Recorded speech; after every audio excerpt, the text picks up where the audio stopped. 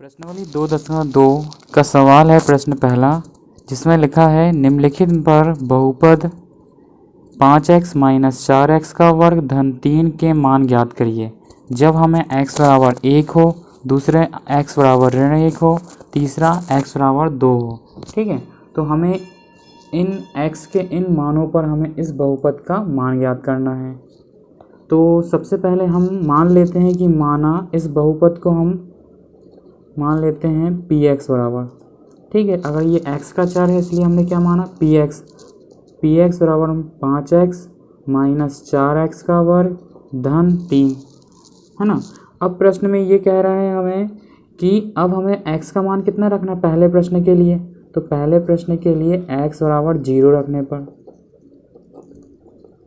तो px है तो x की हम यहाँ क्या रख देंगे 0, तो ये हो जाएगा p0 बराबर 5 गुणित x की यहाँ हम रख देंगे 0। ठीक है, फिर -4 गुणित x का वर्ग है तो x मतलब 0 का वर्ग धन 3। हम जानते हैं किसी भी संख्या का जब 0 के सामने गुणा होता है वो 0 हो जाता है। वैसे ही यहाँ पर भी 4 गुणित 0 का वर्ग 0 ही होगा धन 3। फिर 0 - 0 का हमने फिर से संख्या का 0 में गुणा करे तो ये 0 से आएगा, तो ये पूरा का पूरा 0 ही रहेगा।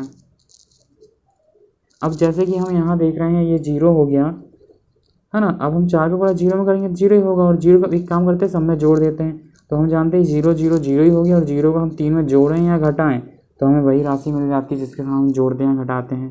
तो ये हो गया 3। तो ये p जब x का मान हमने 0 रखा तब हमें बहुपद का मान कितना मिला 3 रखा। इसी प्रकार हम x का मान जब ऋण 1 रखते हैं तो देखते हैं बहुपद का मान कितना मिलता है। तो x बराबर ऋण 1। ठीक है, x बराबर ऋण 1 रखने पर बहुपद क्या हो जाएगा p ऋण 1 बराबर 5 गुणित ऋण 1 ऋण 4 गुणित अब यहाँ क्या ऋण 1 का वर्ग धन 3। चलिए, अब हम 5 का गुणा जब हम ऋण 1 में करेंगे तो ये हो जाएगा ऋण 5। ठीक है, 4 गुणित अब ऋण 1 का वर्ग 1 होता है धन 3 बराबर ऋण 5 ऋण 4 और धन 3। ठीक, अब क्या करते हैं हम ऋण और संख्या दोनों ऋण है, ऋणात्मक ऋण है, तो दोनों क्या हो जाएगी जुड़ जाएगी। 5 और 4 को जोड़ेंगे तो 9 हो जाएगा, ऋण के 9 बड़ी संख्या का ऋण लगाए और धन 3। और हम जानते हैं ये देखिए, अब ये जो संख्याएं एक धन में एक ऋण है तो संख्याएं घटी, 9 में से 3 गए 6, और बड़ी संख्या के सामने कौन सा चिन्ह है ऋण। ठीक, तो ऋण आ गया, तो ऋण 6 हो गया। इस प्रकार x का मान जब हमने ऋण 1 रखा तब हमें बहुपद का मान कितना मिला ऋण 6 मिला। इसी प्रकार हम तीसरे के लिए देख लेते हैं, जब x का मान हमें कितना रखना है 2 रखना है।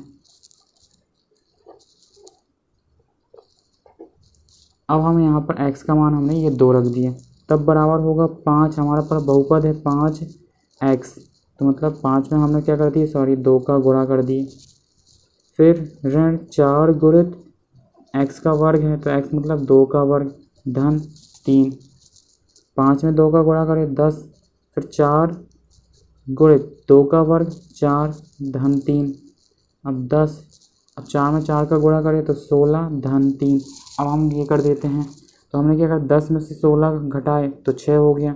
ठीक है, घट कर भी लगे, बड़ी संख्या अगर ऋण लगाता तो ऋण के 6 हो जाएगा धन 3। अब फिर देखिए ये दोनों चिन्ह विपरीत वाले हैं तो घट जाएंगी संख्याएं, 6 में से 3 गए 3, और बड़ी संख्या का हमने क्या है ऋण का, तो ये ऋण 3 हो गया। तो इस प्रकार हमने जब देखा कि जब हमने x का मान 0 रखा तब हमारे पास बहुपद का मान 3 मिला, जब हमने x का मान ऋण 1 रखा तब बहुपद का मान ऋण 6 मिला, और जब हमने x का मान 2 रखा तो बहुपद का मान हमारा ऋण 3 मिल गया। इस प्रकार हमारा ये प्रश्न 1 यहाँ पूरा होता है।